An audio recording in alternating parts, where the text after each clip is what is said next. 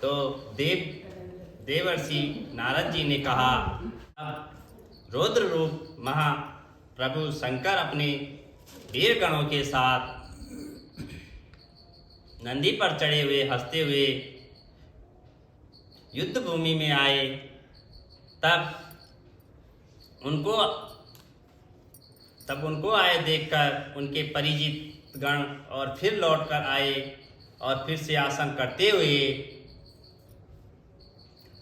अयोध्या के दैत्य से प्रहार करने लगे और फिर रूपधारी रुद्र को देखकर दैत्य भागने लगे। तब युद्ध में अपने दैत्यों को प्राणमुक्त होते देखकर जलंधर हजारों बाण छोड़ते हुए भगवान शंकर की ओर दौड़े और शुभ निशुभ आदि वीर भी क्रोध होकर अपने ओंठों को काटते हुए भगवान शंकर भी और दौड़े आए। इतने में भगवान शंकर ने जलंधर के सब बाणों को जलाकर और काटकर अपने गणों को निर्भय करके अपने अन्य बाणों की आंधी से दैत्य को पीड़ित कर दिया था। तो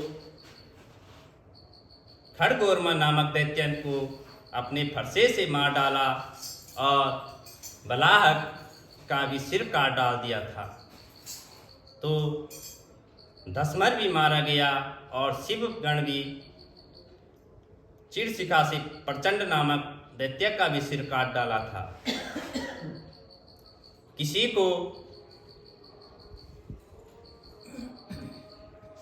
किसी को शिवजी के बैल ने मारा और कहीं उनके बाणों द्वारा मारे गए थे।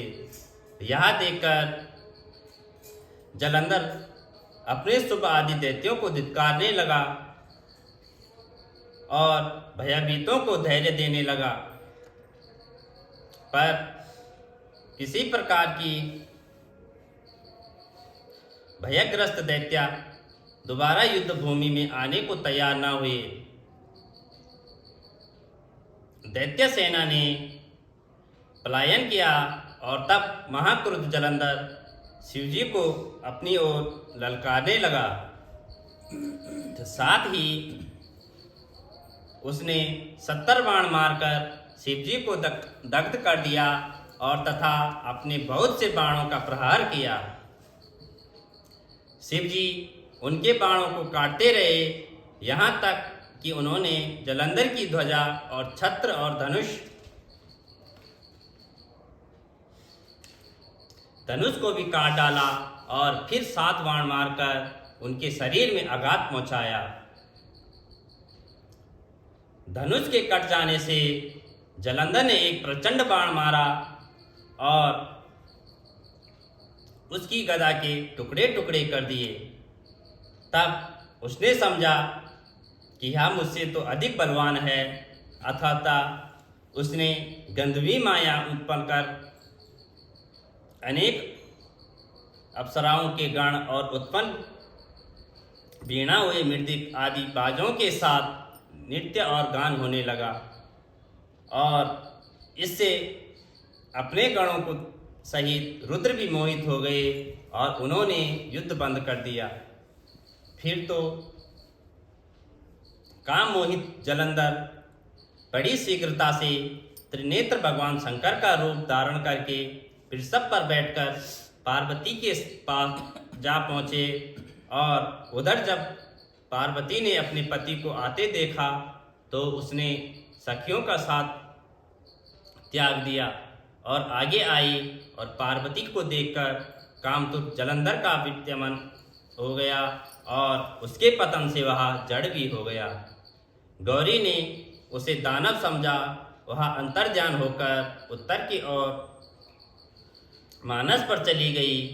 तब वहां पार्वती को देखकर जलंधर और फिर शिवजी की ओर लौटे और उधर पार्वती जी ने भगवान विष्णु को बुलाकर दैत्य का धन व कृत्य कहा और यह प्रसन्न किया कि आप इससे अवगत हैं।